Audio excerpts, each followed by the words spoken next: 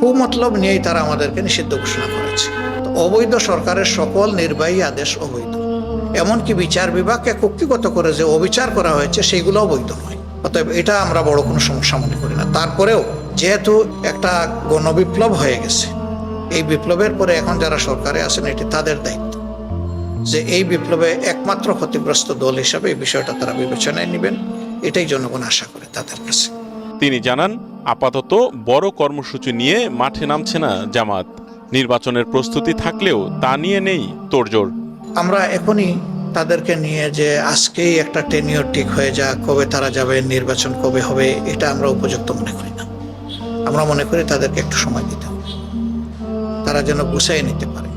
তবে এই সময়টা দীর্ঘ হওয়া উচিত না, যৌক্তিক হওয়া উচিত। রাজনীতি স্থিতিশীল হোক, সবাই স্বাভাবিকভাবে তাদের দলীয় কার্যক্রম শুরু করুক, তারপরেই আসবে